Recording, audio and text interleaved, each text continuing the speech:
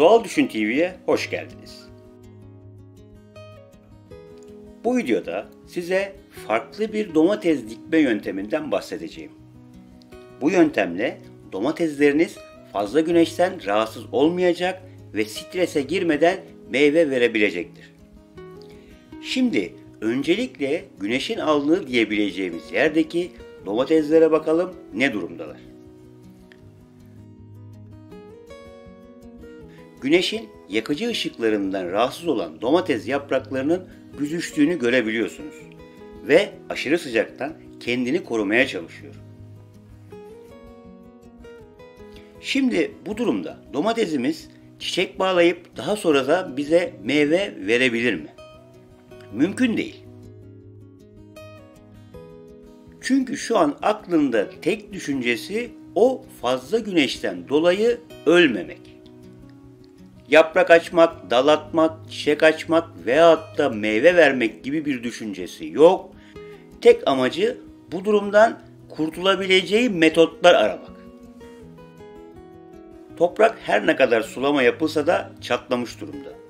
Bu çatlaklar toprağın neminin daha çok kaybedilmesine neden oluyor. Belki bir çapalama biraz olsun domateslere iyi gelebilir. Ayrıca herhangi bir malzemeden malçlama yapılsaydı nispeten toprak neminin kaybedilmemesi ve domatesin strese girmemesine neden olabilirdi. Şimdi şu soruyu kendimize soralım. Burada meyve olana kadar sulama yapmazsak bu domatesler ne kadar yaşayabilir? Yapraklara bakın, mızrak gibi olmuş. Yani hiç de domates yaprağına benzemiyor, değil mi? Nedeni çok fazla güneşten korunmak ve buna bağlı terlemeyi en aza indirerek ölmemeye çalışmak.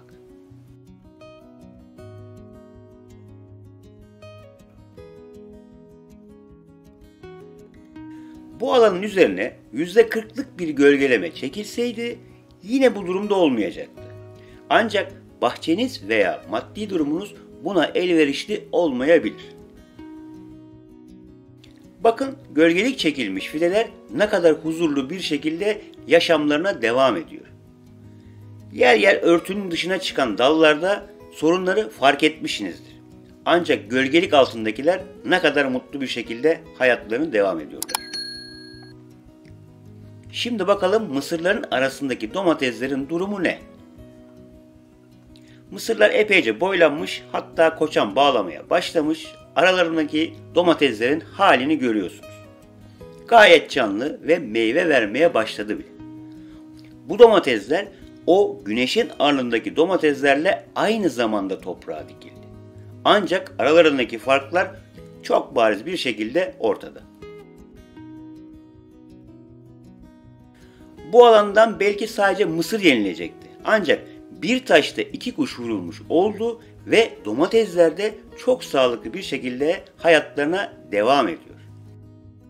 Yine de diplerine saman koyarak çok daha az suyla birlikte çok daha fazla meyve vermesini sağlayabilirsiniz. Bakın, durum çok bariz bir şekilde ortada. Uzun uzun laf etmeye gerek yok aslında.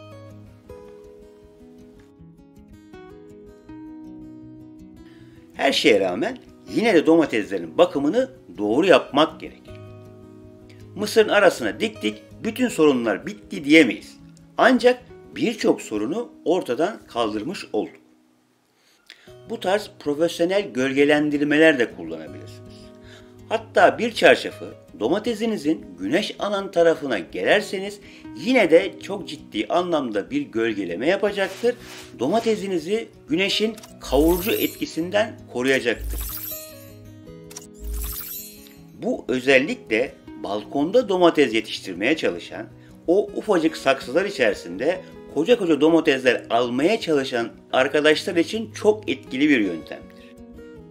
Balkonlarda yaşadığınız en büyük sıkıntılardan biri de domatesin çok uzun süre yakıcı güneş ışıklarına maruz kalmasıdır.